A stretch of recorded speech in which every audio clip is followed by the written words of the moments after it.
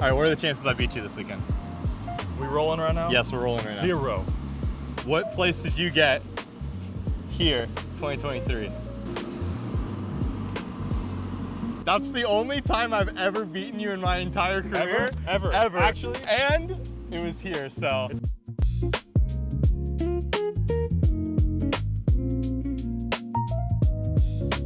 So that's like my only like real miscash. And I was one off the lead after the first round. All I'm saying that there's a chance, There's okay? a chance. Okay, you know what? It's a 1% chance, okay. All right? But now I got something to play for, okay? Video is going to be super simple this week. I have Gannon Buhr. I don't know if you ever heard of him. Highest rated player of all time. Also the youngest person to ever win a major. And That's not true. is it not? Now, if you count when they used big frisbees back in the day, 50 years ago. Oh, you're talking about Sam, Yeah. when he won it when he was 16? We could say the first like modern major winner. Okay. I guess, I don't know. There's something in there. Yeah, yeah. Okay, cool. All right, video is super simple. We're going to have Gannon break down my form. Well, that's pretty bad. Oh, frick. All right, cool. So I have 2 videos here to show you really quick. So I have one of me throwing 76 miles per hour. Yo, that's fast. I know. And then another video that I have is me throwing a more tempo to like what's a normal throw, which would be around 71.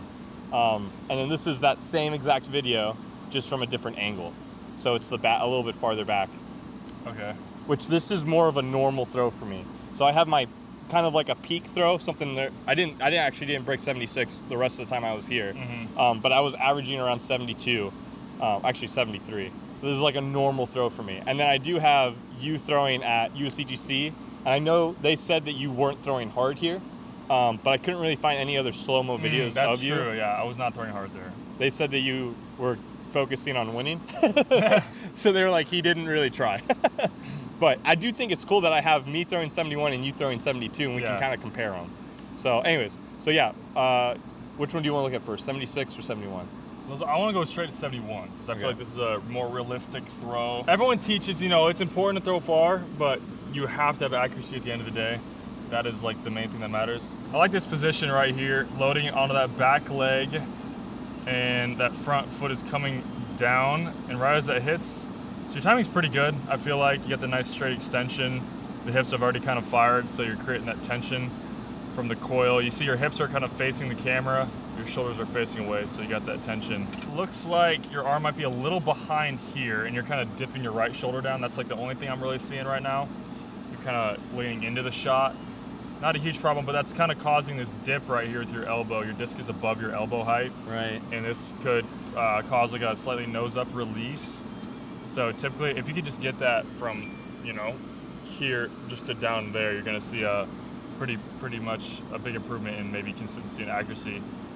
You're hitting the pocket pretty good there, and I mean, you're such an athletic guy. Whoa, Gannon, calm down. So I feel like that was pretty good form, bro. Other than that, I mean, really the only thing I'm really seeing right here is gonna be, just that dip right there. So question, my wrist here, is that bad? It being almost broken? This way or up? Up. I don't think it hurts or helps a ton, honestly. People like Calvin actually keep it like down the whole time. Mine's pretty neutral, actually. I don't really have up or down. But there have been times when I actually am a little bit up. And so I feel like as long as you're finishing kind of down, it's not a big problem. Which I do. I have really good nose angle, believe it or not. I'm actually the best ever at it? Well, it's insane. I have like anywhere from -5 to -8 nose angle, and then my launch matches it at like +10. Wait, so how do you not win everything? That's what I'm asking you, Gannon. Why am I not winning on the Pro Tour? It might be in your head a little bit. I mean, the form is pretty dang solid, bro. Like, I'm not gonna lie. Really, I think it's just that slight dip. This is actually something I struggled with quite a bit as well, and it just took me throwing, into a net for about a month, just trying to keep the elbow a little bit higher through the pull-through, or the disc down. Either or works, kind of. But okay, that was looking pretty good. Should we check out my form now? Yeah, so that's one of the things I wanted to kind of dive into too, is watching, like you kind of just pointed something out for me, right? Like me dipping my shoulder. So is this something that you do? I hope not. I mean, to be fair, you should actually explain that. This was Gannon at the USCGC distance comp, but it was... Yeah, this is a little bit... I do change my form a little bit for distance comps, just to get more power. It's a little bit also of a different angle right here, so it's kind of tough to see. So you see I'm not really dipping my right shoulder there. It's staying a lot higher. Yeah. So I'm kind of loading on that back leg, full extension hits. I think my favorite frame is like right there. Sure. The forearm is completely flat. Yep. The shoulders are completely flat. Everything's about 90 degrees. Look at your head position. So I feel like kind of down, I guess. Well, what a lot of people I see do wrong is they're trying to look at their target. For sure. And that's one of the biggest things that I tell people is let your shoulders move your head. Let your off shoulder bring your head towards your target. Which, do you feel like that allows you to hit gaps better? I think what helps me to hit gaps better is throwing off the left shoulder. So you talk about that. You like push with your... So I get to the 90 pocket, and then from here, obviously at some point your arm has to extend. But I try mentally to more just rotate and then pop it out here. With a lot of players, they get here and then the disc just keeps going. And I feel like it makes it a lot easier to spray. When this is kind of like, Macbeth is really good at it, where he gets the left arm involved.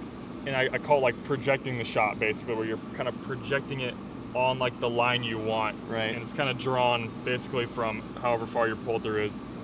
And then you hit here, and then it's just it's a much easier, because you want to use your a bigger frame basically, or the big muscles to control the shot. When you start getting too much wrist action or too much ahead with the elbow, I feel like all these little things can actually affect the shot. Especially as a tall guy, I need to make sure I'm staying almost in a way as stiff as possible to make sure it's repeatable and consistent every time. So that was actually something that I found out in the tech disc video. When I went to tech disc and had them break down my form, my off arm actually opens, it leaks left, versus if we look at like your off arm here, see how it anchors straight down? Yeah. And then when you go to throw, it's not moving. So what I was doing was I was actually pulling myself backwards as I was throwing. So I was losing consistency. And that, if you watch my 76 mile an hour throw, my off arm is anchored perfectly. See how it's not moving? Yeah. And then if you watch my 71 mile an hour throw, you'll actually watch my off arm is first off behind my thigh, so it's a bad anchor, and then it leaks back way earlier than in my 76. Yeah, and I feel like this is I've heard some people talk about like as like a counterweight basically. Yes, exactly. To stop it, and that's kind of where you gotta balance the power and the accuracy, because I think for accuracy that might not be the best option. For power, I think it does help a little bit, because you have to be able to basically stop the weight. I mean, AB does a really good job at it, where he kind of punches down and he almost like throws his left shoulder a little bit back as his right's coming through. But if you slow it down for more of like a touch shot, he's not going to do that as much. It's gonna kind of be one motion moving forward, or like you said, anchoring more to center and staying center. Right. So I would say, I mean, those are the kind of two main things I see. I'm glad you pointed that out. But overall, man, like top 3 form in disc golf right now. Stop, Gannon, stop. Yeah, well, bro. perfect. Yeah, dude. That's All it. right. That's it. So. Well, guys, thank you so much for watching, and please subscribe down more as I'm trying to, fix my form and rebuild it. And Kevin will be on tour full time. No. What? No? Maybe. Who knows, dude? If he wins this tournament, he's gonna be on tour full time. That's our bet. If Gannon lets me win Worlds, then maybe. Okay. Good deal.